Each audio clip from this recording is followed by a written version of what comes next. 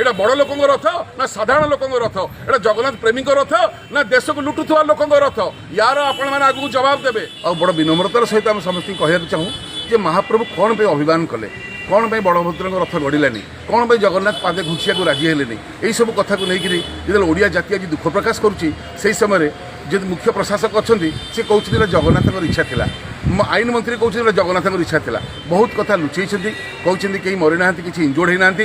ସମାଜ ଆଜି ଲେଖିଛି 750 ଲୋକ ଏଥିରେ ଖଣ୍ଡିଆ ଖାବରା ହେଇଛନ୍ତି, 2ଟା ଲୋକ ମରିବା ମୁଁ ଦେଖିଛି, ରାତିରେ ମୁଁ ଶୁଣିଛି 7ଟି ଲୋକ ମୃତ୍ୟୁବରଣ କଲେ ଯେଉଁଟାକୁ ଲୁଚେଇ ଦିଆଯାଇଛି। ସବୁଠୁ ଗୁରୁତ୍ୱପୂର୍ଣ୍ଣ କଥା ହେଲା ଗତ ବର୍ଷ ଯେତେବେଳେ କହିଦେଉଛନ୍ତି ଅରବିନ୍ଦ ପାଢ଼ୀ ମୁଖ୍ୟ ପ୍ରଶାସକ ଯେ ଏଇଟା ଠାକୁରଙ୍କର ଇଚ୍ଛା ଥିଲା, ଯଦି ଠାକୁରଙ୍କର ଇଚ୍ଛା ଥିଲା ତାହେଲେ ଆପଣ ଦରମା ନେଇ କ'ଣ ପାଇଁ ଚାକିରି କରିଛନ୍ତି ସେଠି? ସବୁ ତ ଠାକୁରଙ୍କ ଇଚ୍ଛାରେ ହେବ। ଠାକୁର କ'ଣ କହିଥିଲେ ବଳଭଦ୍ର ପଡ଼ିଲା ପରେ ତଦନ୍ତ ନ କରିବା ପାଇଁ? କୁଆଡ଼େ ଗଲା ସେ ତଦନ୍ତ ରିପୋର୍ଟ? ଆରଥର ମହାପ୍ରଭୁ ପଡ଼ିଗଲେ ଆପଣ କହିଲେ ତଦନ୍ତ ହେବ, ସେ ତଦନ୍ତ କାହିଁ? ସେ ତଦନ୍ତ ରିପୋର୍ଟ କିଛି ଅଛି? ଗୋଟେ ଶ୍ରୀଜୀଉଙ୍କର ମୂର୍ତ୍ତି ପଡ଼ିଲା ପରେ ଧରାଶାୟୀ ହେଲେ ଯେଉଁ ଶାନ୍ତି ପ୍ରକ୍ରିୟାଟା କରିବା କଥା, ଯେଉଁ ତୃତୀୟ ବ୍ରାହ୍ମଣମାନଙ୍କୁ ଆଣିକି ଯେଉଁ ଶାନ୍ତି ପ୍ରକ୍ରିୟା ଶାନ୍ତି ବିଧାନଟା କରିବା କଥା, ସେଇଟା ଆପଣ ଆଜି ପର୍ଯ୍ୟନ୍ତ କଲେଣି?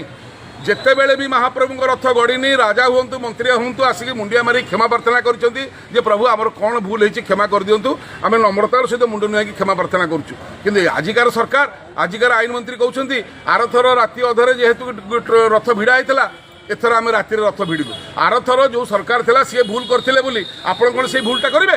ତାଙ୍କ ଭୁଲଟା ବି ଭୁଲ, ଆପଣଙ୍କ ଭୁଲଟା ବି ଭୁଲ। ତେଣୁକରି ଆପଣ ନମ୍ରତା ଶିଖନ୍ତୁ, ଆପଣ ଇସ୍ତଫା ଦେବା ଦରକାର ଏବଂ ବହିଷ୍କାର କରାଯିବା ଦରକାର। ଇଏ ଯଦି ଇସ୍ତଫା ନ ଦେଉଛନ୍ତି ଆହୁରି ଆଗକୁ ଆହୁରି ବିଭ୍ରାଟ ହେବ। ମହାପ୍ରଭୁଙ୍କୁ ଔଷଧ ଖୁଆଇଲେ ଆପଣଙ୍କୁ 6ଟା ଟ୍ୟାବଲେଟ୍ ଖାଇବା ପାଇଁ ଡାକ୍ତର କହିଛି, ଆପଣଙ୍କୁ 2ଟା ଟ୍ୟାବଲେଟ୍ ଦିଆହେଲା, ସେଇଟା ବି ମାରା ଟ୍ୟାବଲେଟ୍। ତାହେଲେ ଆପଣଙ୍କ ଦେହ କେତେ ସୁସ୍ଥ ରହିବ? ଅସୁସ୍ଥ ଲୋକଟାକୁ ଆପଣ କେତେ ବାଟ ନେଇକି ଯିବେ? ଅସୁସ୍ଥ ଲୋକଟା କେତେ ବାଟ ଯାଇପାରିବ? ଏଇଟା ମାନବୀୟ ଲୀଳା ବୋଲି ଭାବିବେ, ଏଇଟାକୁ କାଠ ପଥର ବୋଲି ଭାବିବେନି କାଳିଆ ସାନ୍ତ କଥାଟାକୁ। ବର୍ତ୍ତମାନ ଗୋଟେ ପ୍ରବଚକ ଭଳିଆ ଇଏ କହୁଛନ୍ତି ଅରବିନ୍ଦ ପାଢ଼ୀ ଯେ ଠାକୁରଙ୍କ ଇଚ୍ଛା, ଯଦି ତୁମେ ଆଇଏଏସ୍ ଅଫିସର କି କଥା କହିବ ଚାକିରି ଛାଡ଼ ଯାଇକି ପ୍ରବଚନ ଦିଅ। ଆଉ ଗୋଟେ ଭିତିରି କଥା ଶୁଣିଥାନ୍ତୁ, ବଳଭଦ୍ରଙ୍କ ଟାହିଆଟାକୁ ବର୍ତ୍ତମାନ ମୁଖ୍ୟ ପ୍ରଶାସକ ନେଇକରି କାଲି ମୁଖ୍ୟମନ୍ତ୍ରୀଙ୍କ ଘରେ ଦେଇଛନ୍ତି ବୋଲି ମୋ ପାଖରେ ପ୍ରକୃତ ଖବର ଅଛି।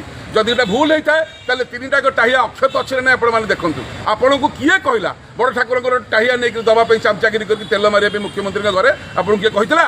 ଆହୁରି ଗୁରୁତ୍ୱପୂର୍ଣ୍ଣ କଥା ହେଲା, ଅଦାନୀ ବୋଲି ଜଣେ ଶିଳ୍ପପତି କାଲି ପୁରୀ ଆସିବାର ଥିଲା, ସିଏ ଯେହେତୁ ଆସିବା ଡେରି ହେଲା ତେଣୁକି ରଥ ଟାଣିବେ ବୋଲି ସିଏ କହିଥିବାରୁ ତାଙ୍କ ପାଇଁ ରଥ ଅଟକିଲା ଏବଂ ସିଏ ଆସିଲା ପରେ ରଥ ଟଣା ହେଲା। ଏଇଟା ତଦନ୍ତ ହେବା ଦରକାର ଯେ ଏଇଟା ଶିଳ୍ପପତିଙ୍କ ରଥ ନା ଦାସିଆ ବାଉରୀର ରଥ? ଏଇଟା ବଡ଼ ଲୋକଙ୍କ ରଥ ନା ସାଧାରଣ ଲୋକଙ୍କ ରଥ? ଏଇଟା ଜଗନ୍ନାଥ ପ୍ରେମୀଙ୍କ ରଥ ନା ଦେଶକୁ ଲୁଟୁଥିବା ଲୋକଙ୍କ ରଥ? ୟାର ଆପଣମାନେ ଆଗକୁ ଜବାବ ଦେବେ। ଆହୁରି ବିପଦ ଅଛି, ମୁଣ୍ଡ ନୁଆଁଇକିରି କଥା କୁହନ୍ତୁ, ଆଉ କୁହନ୍ତୁନି ଜଗନ୍ନାଥଙ୍କର ଇଚ୍ଛା ବୋଲି। ଯଦି ଜଗନ୍ନାଥଙ୍କର ଇଚ୍ଛା ଏଇଆ ବୋଲି ଆପଣ ଭାବୁଛନ୍ତି ତାହେଲେ ଜଗନ୍ନାଥ କ'ଣ କହିଥିଲେ ମୋତେ ମୋ ରଥ ନ ଗଡ଼ିବା ପାଇଁ ରଥଯାତ୍ରାରେ? ଏଇଟା କ'ଣ ଜଗନ୍ନାଥଙ୍କ ଇଚ୍ଛା? କାଲି ରଥଯାତ୍ରା ବନ୍ଦ କରିଦେଇକି ଆପଣ କହିଦେବେ ଏଇଟା ଜଗନ୍ନାଥଙ୍କ ଇଚ୍ଛା। ଏ ଗର୍ବ ଚଳିବନି। ଏମିତି କରିକିରି ଭୁଲ ଆର ସରକାର ଧ୍ୱଂସ ହୋଇଥିଲା, ଏଇ ଭୁଲ କରିଥିବାରୁ ଆପଣଙ୍କର ବି ଅବସ୍ଥା ସେଇଆ ହେବ। ଜୟ ଜଗନ୍ନାଥ।